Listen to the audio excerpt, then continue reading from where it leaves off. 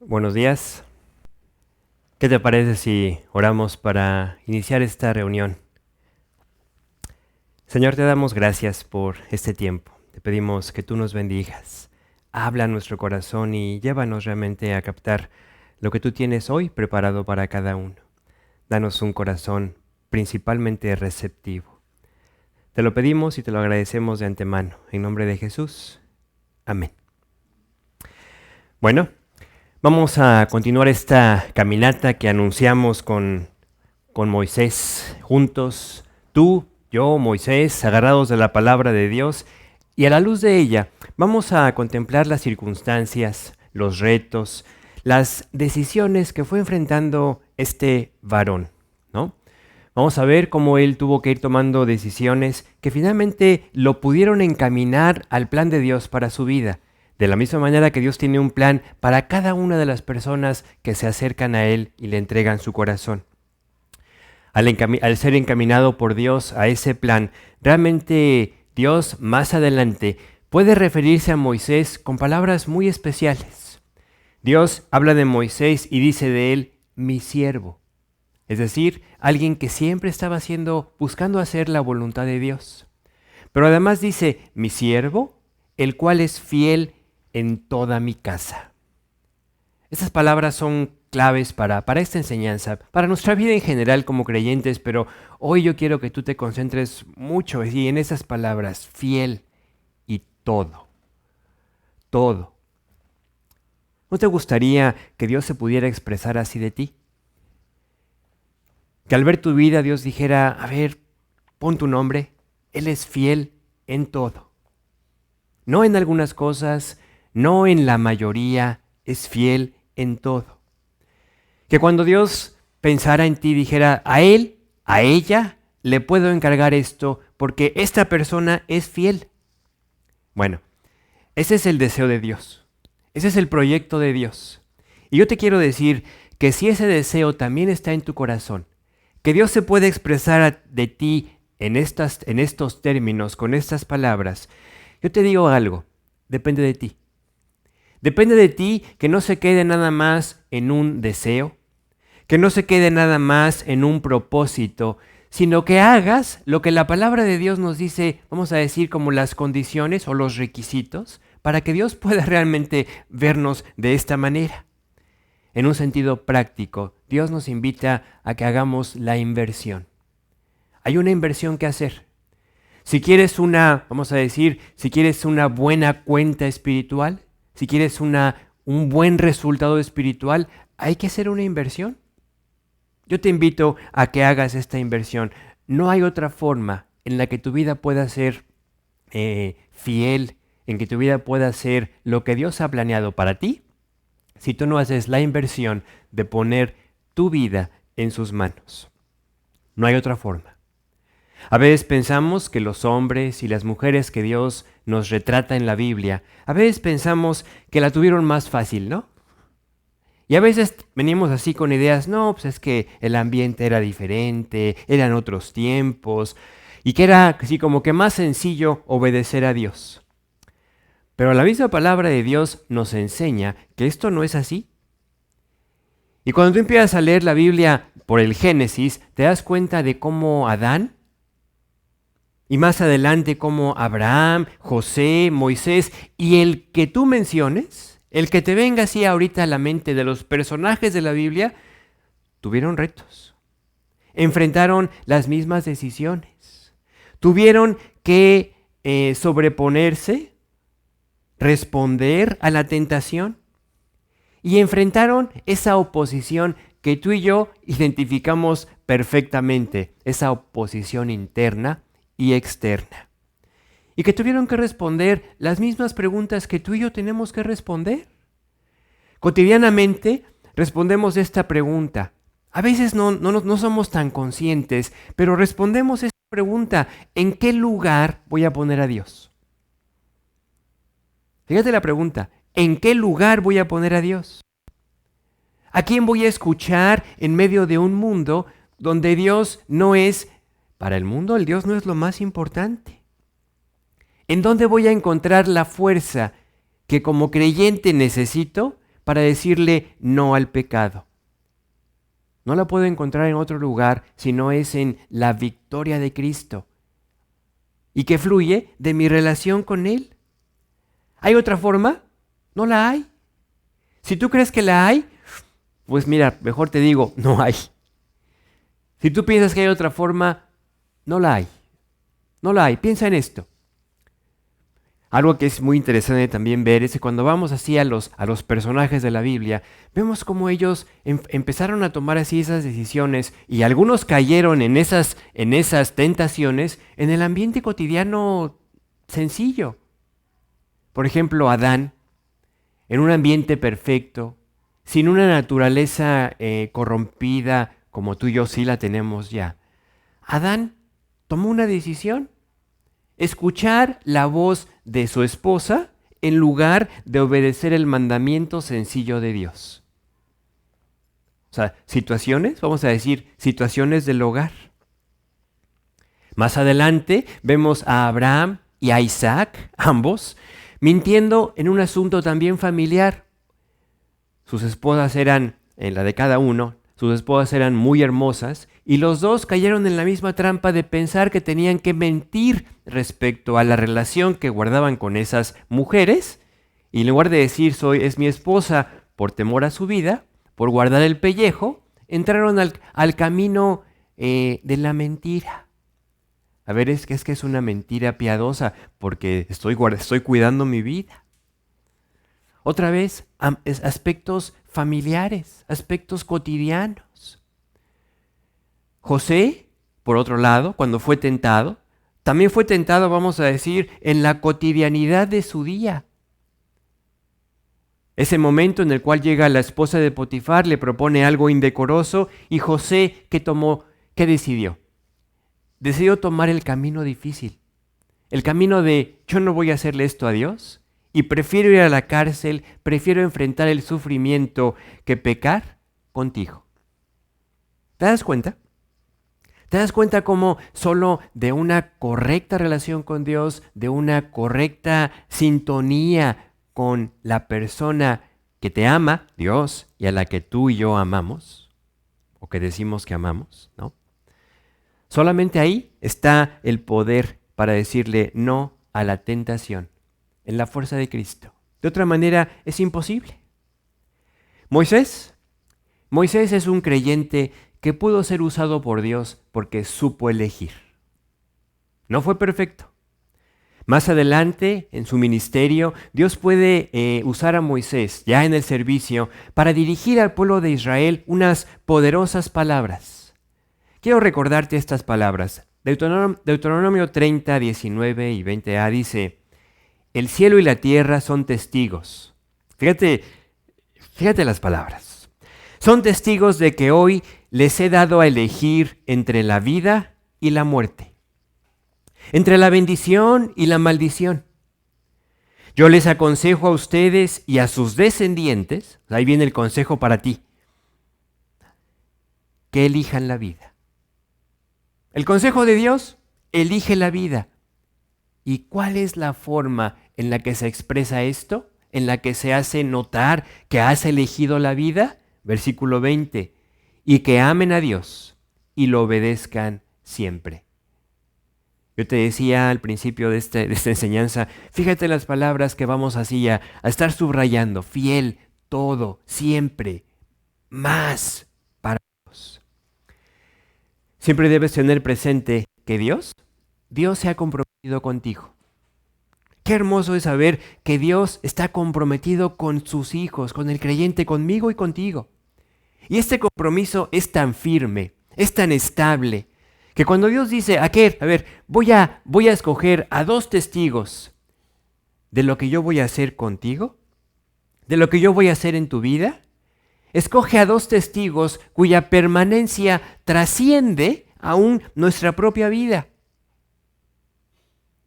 Fíjate las palabras.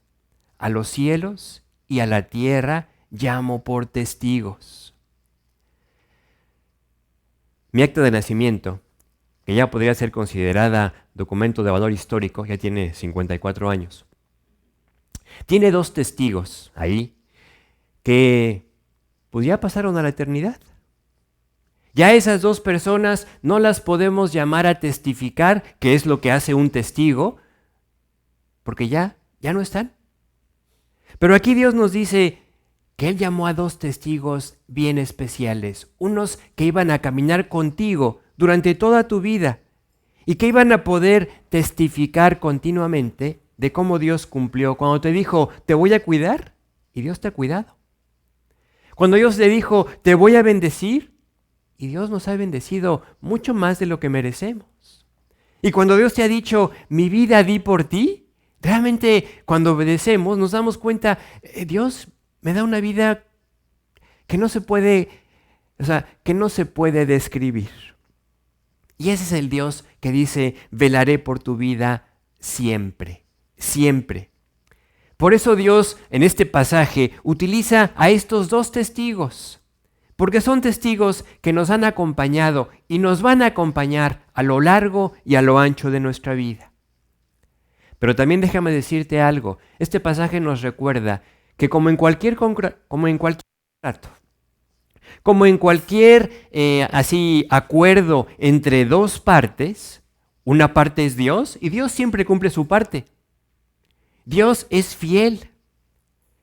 Pero la otra parte, esa que están, ante la que están presentes estos testigos, la otra parte eres tú. O sea, realmente los testigos, estos testigos, el cielo y la tierra, no nada más pueden testificar de que Dios ha sido fiel, sino ahora vamos a plantearlo desde el otro lado, desde la otra parte del contrato. Y te quiero preguntar, ¿qué pueden decir estos testigos respecto a tu parte en este contrato? ¿Pueden decir estos testigos, a ver, fulanito, fulanita, es fiel al Señor, es obediente? Estos testigos también han ido caminando contigo a lo largo de tu vida. Han visto si tú has cumplido o no las cláusulas del contrato. ¿Cuáles son estas cláusulas? Finalmente, cada decisión que hemos tomado, cada actividad que hemos elegido participar o no participar, ¿sí? Esas son las actitudes que los testigos pueden decir, mira, está haciendo su parte, porque te han visto. Y esos testigos hoy Dios también quiere que los tengas presentes, porque han sido llamados a testificar. ¿Sabes qué testifican estos testigos? Testifican de tu amor por Dios. Qué hermoso es saber que tenemos testigos a nuestro alrededor. Y Dios en este momento llama a unos muy especiales. Al cielo y a la tierra llamo hoy por testigos. ¿Para que hablen? Ellos pueden hablar de tu amor por Dios. Porque la forma en la que nos conducimos es la forma en la que mostramos nuestro amor por Dios y además la magnitud de ese amor. ¿Cuánto amas a Dios? Esta respuesta no se hace con palabras. Porque podemos decir, ay, yo amo a Dios mucho, mucho, mucho, mucho, muchísimo, ¿no? Pero no debemos pasar por alto esta relación inseparable. Dios nos dice que el amor está implícitamente, intrínsecamente relacionado con la obediencia, que es el fundamento de nuestra relación con Dios. El pasaje que acabamos de leer dice que ames a Dios y le obedezcas. No pueden ir separados. En los evangelios, el Señor Jesús, hablando sobre este tema, le dice a los discípulos y a la gente que lo escuchaba, dice, nadie se pone a construir una torre si primero no se sienta y calcula, hace cuentas si tiene lo necesario para no nada más empezar a construir, sino terminar lo que empieza. Y Jesús claramente estaba hablando de algo muy importante. Esta ilustración está así inmersa cuando Jesús está hablando de las condiciones para seguirlo. ¿Recuerdas esas palabras de Jesús? Si alguno quiere ser mi discípulo, si alguno quiere seguirme. A la luz de esto que estamos hoy estudiando, sería también como que Jesús está diciendo, si alguno dice que me ama, ¿no? Claramente está hablando de esos requisitos y por eso resume estos requisitos con esta expresión, cuánto me amas. Eso es lo que define realmente si queremos seguir a Jesús, porque no vamos a seguir a Dios en los términos que Él espera que nosotros avancemos si no lo amamos. Dice en Lucas 14, versículo 26, palabras de Jesús. Si alguno de ustedes quiere ser mi discípulo, es decir, seguirme, tendrá que amarme, y empieza a notar otra vez estas palabras. Tendrá que amarme más que a su padre o a su madre, más que a su esposa o a sus hijos, y más que a sus hermanos o hermanas. Ustedes no pueden seguirme a menos que me amen más que a su propia vida. ¿Te das cuenta que Jesús pone así bien claro? Ya mencionamos esto un poco la semana pasada. Jesús siempre va directo. Si amas a Jesús, Él dice, si me amas, me vas a obedecer. Porque no hay mejor forma, o podríamos decirlo así, no hay otra forma de expresar nuestro amor a una persona que hacer lo que a esa persona le agrada. Y Jesús continuamente estuvo repitiendo, si me amas, vas a obedecer. Si me amáis, guardad mis mandamientos, dice Jesús. ¿Y sabes qué es lo que más le agrada a Dios? Esto. Si tú te voltearas con Dios así como cuando a veces te preguntan, oye, va a ser tu cumpleaños, ¿qué quieres comer? Ah, pues me gusta esto o aquello. Bueno, imagínate que te volteas con Dios y dices, Dios, ¿qué es lo que más te gusta que yo hiciera por ti? Mira, no tengo ninguna duda que Dios se voltea con nosotros y nos dice que obedezcas. Punto. No hay de otra. Todo lo demás cuenta poco. De veras, todo lo demás cuenta poco. Hablando aquí, así entre amigos, entre familia en Cristo, entre aquellos que yo quiero pensar, quiero creer, que nos une un pensamiento. Ese pensamiento en el cual hoy estamos así, entrando un poquito más a fondo, quiero que mi vida cuente para Dios. Si tú quieres que tu vida cuente para Dios, tienes que concentrarte en lo que para Dios es lo más importante, en lo más grande, y esa es la obediencia.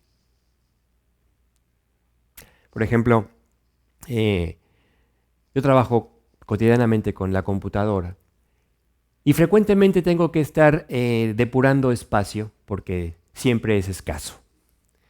Y a la hora de buscar depurar espacio, realmente me tengo que concentrar, me tengo que ubicar en las cosas grandes que hay que quitar. Porque yo me podría así perder el tiempo literalmente en quitar 1000 archivos de texto que apenas ocupan el espacio de un puñado de fotografías, por ejemplo. Ahora, por favor, no me digas, yo por eso no uso la computadora, porque eso es lo mismo que hacemos hasta para arreglar el cajón de la cocina. Si tú quieres que tu cajón de la cocina esté bien arreglado, primero tienes que acomodar en donde va lo más grande. A lo mejor el portacubiertos, ¿sí? Porque si no acomodas lo más grande en su lugar y empiezas a meter las cosas pequeñas, después lo grande simplemente no va a entrar. ¿Sí? Entonces, cuando volteamos a ver ya en el sentido espiritual, en el sentido práctico, cómo ordenar mi vida delante de Dios, Dios dice, es bien sencillo. Pon primero lo más importante. La primera pregunta que tenemos que hacernos si queremos saber cómo Dios nos ve, ¿qué es lo que han estado testificando estos testigos, el cielo y la tierra? Debemos preguntarnos, ¿cómo estoy obedeciendo? ¿Cómo estoy obedeciendo? Olvídate de lo demás. Por favor, no te confundas. No pienses que porque oras, porque lees, porque te conectas al estudio de vez en cuando, ¿no? O que compartes versículos en tus redes, ya por eso estás así, y inmejorable tu relación con Dios. No. Dios dice, avanza en lo más importante, revisa lo grande, revisa lo que cuenta para Dios.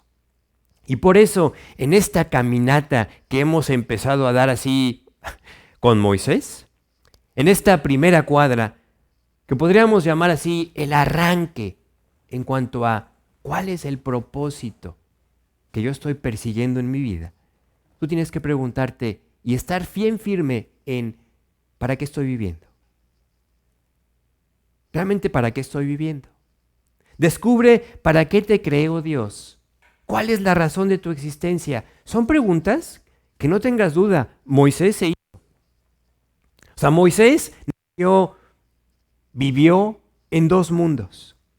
Y fíjate aquí las analogías que podemos ir captando así en cada paso en esta enseñanza. Moisés nació siendo hebreo, siendo esclavo, y sin embargo Dios mueve las circunstancias para, de una manera solamente providencial, de repente ya encontramos a Moisés en el palacio de Faraón. Y además, con el título de hijo de la hija de Faraón. Lo encontramos en un lugar donde Dios lo pensaba usar. Pero no pierdas de vista esto. Fue un lugar también en el cual él enfrentó el conflicto. ¿A qué conflicto me refiero? Me refiero a esa crisis que él sin duda vivió. Esa crisis de identidad. Esas preguntas que él se hacía, bueno, ¿y qué soy? ¿Soy judío?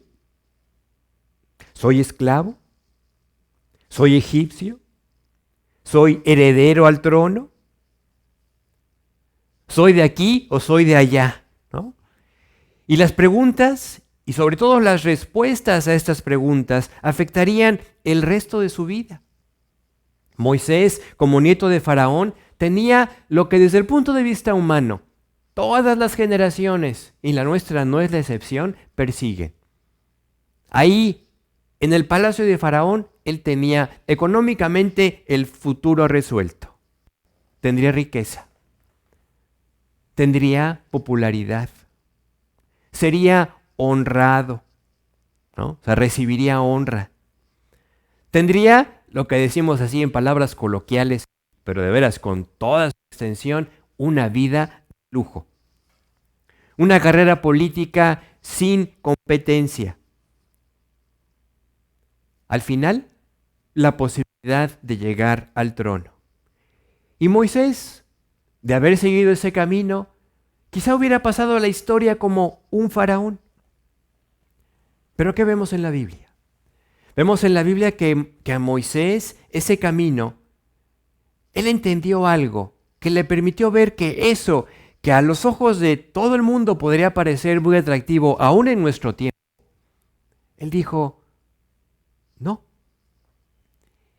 Porque él sabía, si escojo ser judío, estoy escogiendo ser rechazado. Estoy escogiendo ser maltratado. Estoy escogiendo ser expulsado de ciertos lugares. ¿Sí? Estoy exigiendo vivir humillado. Todo lo contrario a lo que le ofrecía vamos a decir, el lugar en la casa de Faraón. Ser identificado como esclavo. Entonces, el conflicto que tuvo fue un conflicto real. Porque sí, así es el conflicto que nosotros vivimos como creyentes. Esa pregunta que a veces no la exteriorizamos, pero la vivimos. A ver, ¿soy incrédulo o soy creyente? No en términos de que no crea, sino en términos de vivo de acuerdo a lo que creo. Porque si soy creyente, entonces debo vivir como tal. ¿Qué palabras le da Jesús a este muchacho Tomás que había dicho, no, a mí no me cotorrean, ¿no? Si no lo veo, no voy a creer. Y las palabras de Jesús a Tomás, y quizá hoy a muchos de nosotros, pues ve, date cuenta. Ahora sí, observa, toca, siente. Pero vienen las palabras, y no seas incrédulo, sino creyente. Moisés tomó la decisión correcta. Moisés rehusó vivir por lo que brillaba pero que era una mentira. Brillaba, pero era temporal. Y no quiso vivir una contradicción. Él dijo, él entendió, a ver, creo en Dios. No puedo estar con un pie aquí y un pie acá. No puedo estar en el mundo disfrutando de lo que el mundo me ofrece, de lo que el mundo me da, de la parte que me gusta, de la parte atractiva, y pensar también que puedo estar en las manos de Dios. Y eso fue lo que manifestó en Moisés. Así, una evidencia de su integridad, de su carácter. Dice en Hebreos 11:24, Moisés, por la fe,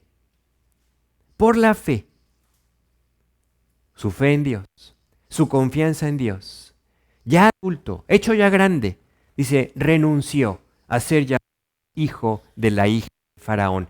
La palabra renunció es importante, es clave en este versículo. ¿Por qué? Porque esta palabra quiere decir que él voluntariamente dijo, no más. Se negó a seguir en el mismo lugar. Rechazó esa posición. Así, a ver, Moisés, tienes dos nacionalidades, eres hebreo y eres egipcio. Ah, pues Moisés dijo, renuncio a mi nacionalidad de egipcio. Él no dejó la puerta abierta.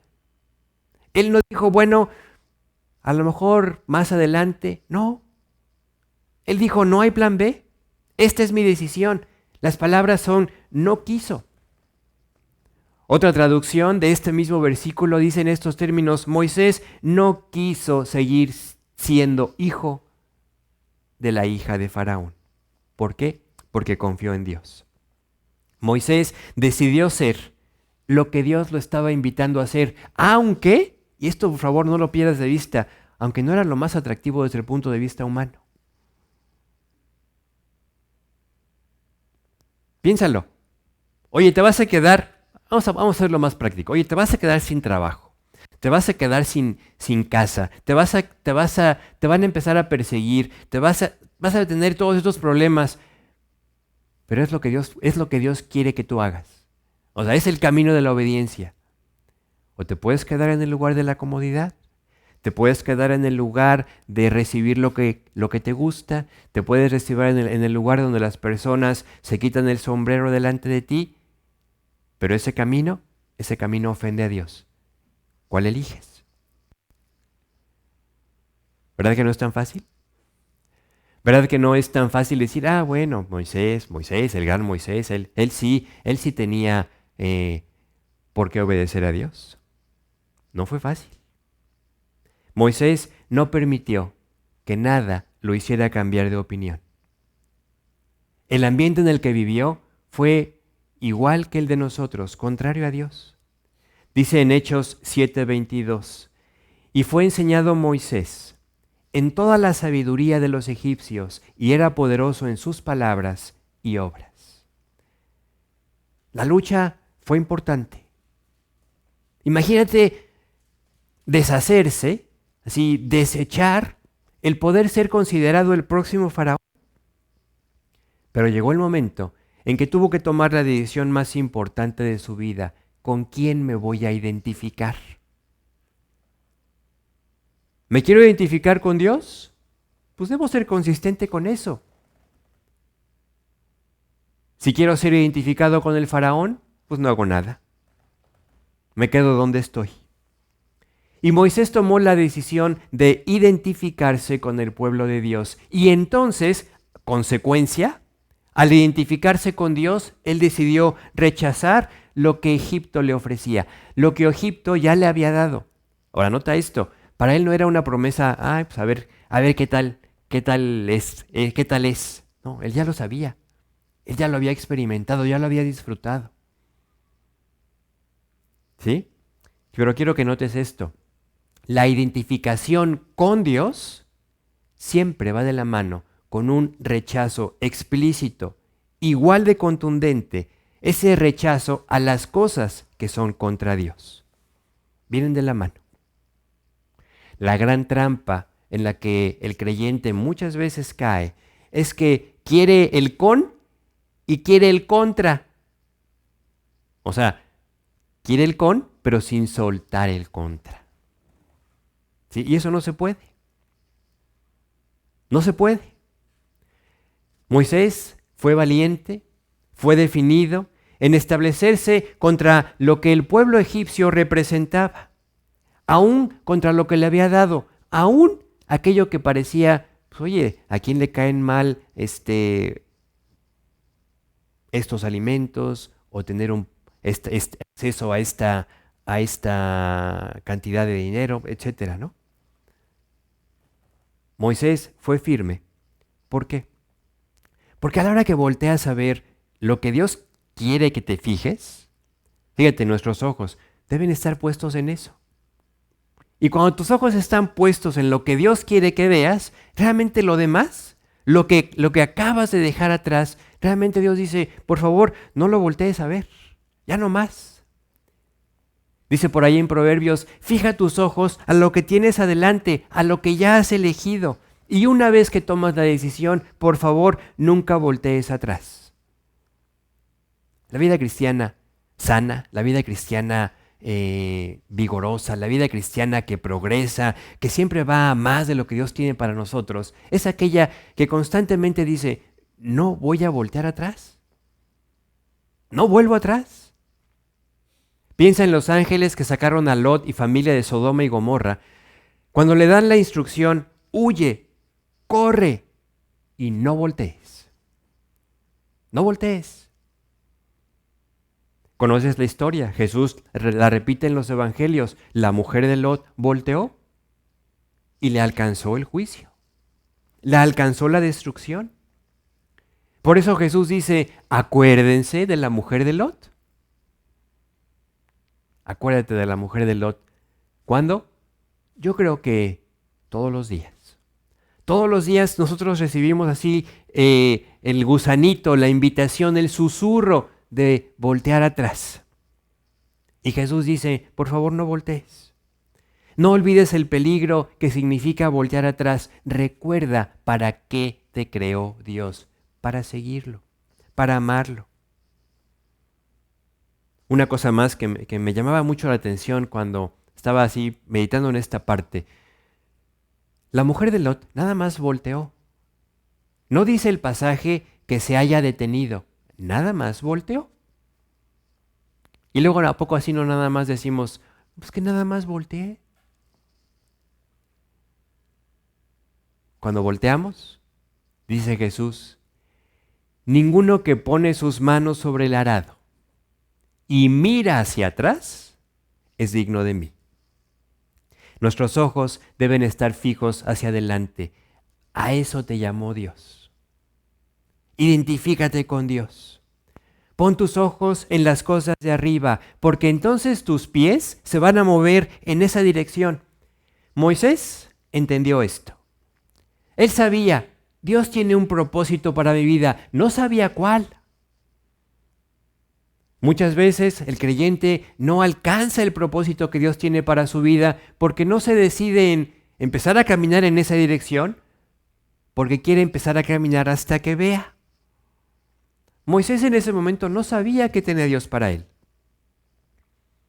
pero tenía un propósito, lo entendió y dijo, yo escojo esto.